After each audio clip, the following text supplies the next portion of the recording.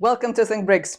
We had a pleasure to participate in the BRICS Plus Sports Roundtable hosted by Komsomolskaya Pravda in Moscow and organized by the BRICS Alliance of Strategic Projects. This high-profile event brought together key figures from Russia's sports and government sectors along with international representatives to shape the future of BRICS Plus sports. One of the main focuses of the discussion was the expansion of BRICS Plus sports initiatives, building on the success of the BRICS Games held in Kazan in June 2024. The event emphasized the importance of promoting both Olympic and national sports, including khabadi, lapta, platoon all-around, and belt wrestling. These traditional disciplines play a crucial role in strengthening cultural ties within the BRICS Plus community. The BRICS Plus Futsal League was also highlighted as a growing success, with matches being played in Moscow and other regions. Looking ahead, the discussion centered on how BRICS nations can further develop independent sports institutions and expand their influence in the global sports arena. We also spoke with Zelensova Larisa Nikolaevna, president of the BRICS Alliance of Strategic Projects. She shared valuable insights on how sports can act as a powerful tool for diplomacy, cooperation, and strengthening ties between BRICS Plus nations beyond politics and economics. The weaponization of sports has become another form of hybrid warfare used by the collective West against Russia, Belarus, China, and any other country they wish to target. If the BRICS nations were to seriously invest in establishing their own sports institutions and events, could this be a solution to counterbalance the biased use of power in international sports organization by the collective West, and maybe also with the mediation of the United Nations? I think that you can't neglect or reject the role of both organizations, because United Nations was born, so to say, after the results of the Great World War, and it still works. It depends on the activity of the people. Again, we return to the people, to the civil society.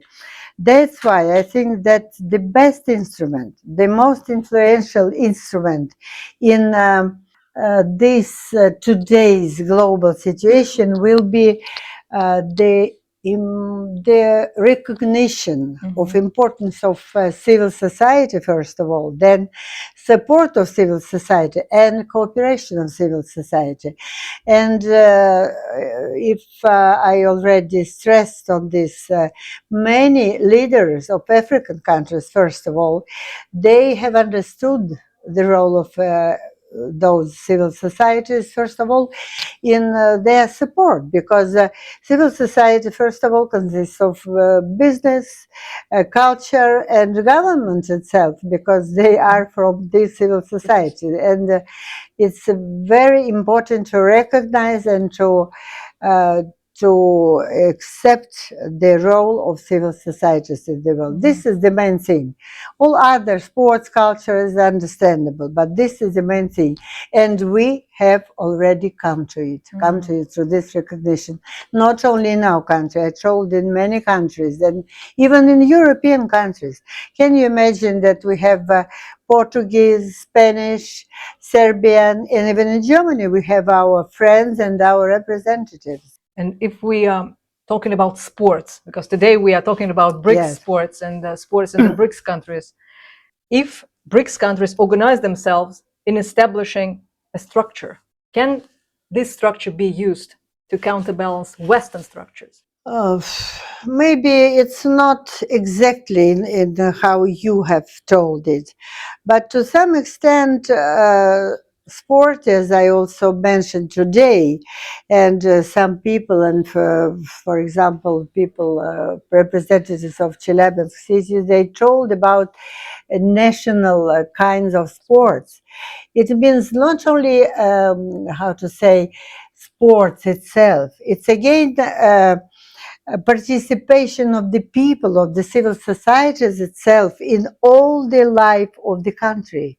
And it means that everything will be in a very right way of development.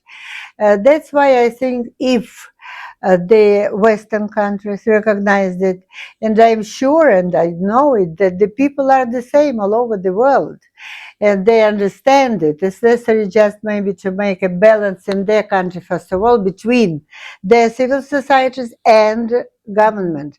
It's some kind of disbalance. We're not going to tell about or to discuss about these things, but it's again the role and first of all, the goal of civil societies. They must work now very, very hard.